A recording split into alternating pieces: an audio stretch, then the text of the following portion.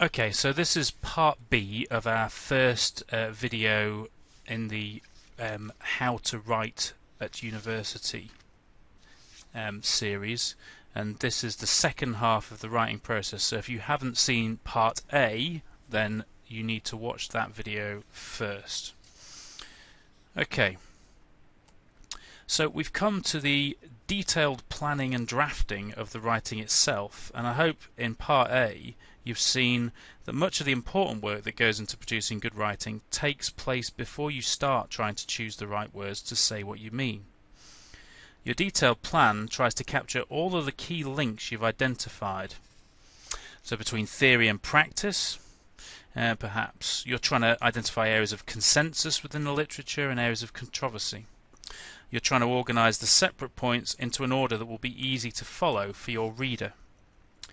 Perhaps you'll use a chronological structure to organise the first section. Then perhaps you'll compare the situation in one country with another.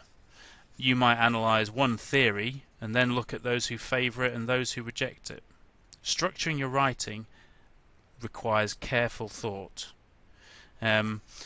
We have writing sessions and drop-in sessions that we host on the Bridge and in Collegiate Crescent Learning Centre, which aim to support students at developing their confidence and can provide important feedback as to whether the ideas in your writing flow successfully. Now, whether you choose to use this support or not, it's a really good idea to get feedback on your detailed plan and early drafts from a trusted third party. It might make sense to you, but it's really easy to leave out important steps in your thinking, something you might think is obvious, which a reader needs in order to grasp or accept a particular point. The more experienced you get at academic writing, the more able you'll be to make your own editing decisions, but at first it's a really good idea to run it past someone else. A word of caution though, if you let too many people give feedback, it can be very confusing or demoralising. Everyone you ask might feel they need to highlight something for improvement, and they might pick on different things. On the Bridge, we're experienced at ensuring suggestions are constructive and prioritise the areas which will have the greatest impact on the overall quality of your work and therefore your marks.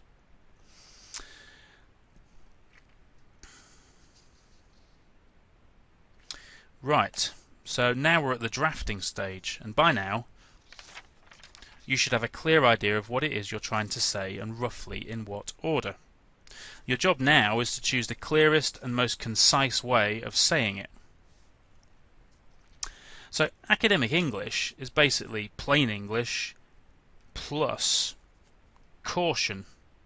So an example of caution, instead of "it is the best solution," very definite and clear, presenting it as if it's a factual statement about which there can be no argument, you use phrases like "appears to be" or "seems to be" or "the evidence suggests." So it becomes "it appears to be the best solution," "it seems to be the best solution," or "the evidence suggests it's the best solution." And this shows that you're aware that you're discussing problems about which very definite and simple statements are unwise. It's also, in addition to caution, plain English plus subject-specific vocabulary. So every subject area has its own vocabulary, specific words that have very precise meanings or that represent quite complex ideas, and so they replace maybe a paragraph or a sentence of explanatory language. You can just use that one word and everyone in your subject area knows precisely what you mean. So all academic writing contains that subject-specific vocabulary, and you have to develop that yourself as you go along. We avoid in academic writing contractions, "it's," "your," stuff like that, slang, and also overly personal language, so we try and make it as objective as possible. This is all quite common issues or ideas relating to academic language, and there's lots of support for developing your academic style on the Bridge, but through other services as well. The thing to remember is that in spoken communication, most of the success of your communication comes from the context you're in and your body language.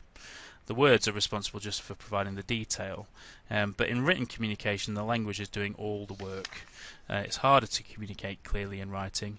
It takes more thought and more time. And in academic writing, on top of that, you're also often being asked to discuss quite complex ideas, so you should expect to take some time choosing your words carefully. And you should plan to produce at least a couple of drafts before being satisfied that you've ironed out all the problems with clarity, waffling, structure you'd expect to find in any first draft of an assignment. Now, when you're satisfied that you've done the best you can in the time available, make sure you leave time for a careful proofread. It's a very good idea to leave a day or so between finishing your final draft and proofreading for any errors. Go through it section by section, taking breaks to maximise your chances of spotting mistakes. You're checking spelling and grammar, of course, but also formatting and referencing errors. Proofreading, I'm afraid, is something you're going to have to learn to do for yourself. There's no support service provided by the university. So, as I said at the beginning, this is not a linear process. You might find yourself jumping back and forth among the various stages, and you should look to develop a process that works for you. Following a similar process to the one I've outlined here should give you a good chance of producing work that meets the expectations of the people marking your work, as well as giving you a sense of pride in a job well done. So this has been a whistle-stop tour, taking in a whole range of areas of academic writing that you may well wish to look more carefully at developing over your time as a student at Sheffield Hallam. So with that in mind, we have a whole range of sessions and resources that can help you with that. And in order to find out more about those events and sessions and resources, you can visit our website, which is blogs.shu.ac.uk/thebridge. You can follow our Twitter feed at Shu Bridge. You can come along to the bridge, which is above the AdSets Cafe in the AdSets Learning Centre City campus, and speak to us there. Or you can talk to anyone at the help desks in the libraries at either Collegiate Crescent or AdSets Learning Centre. Thank you for watching.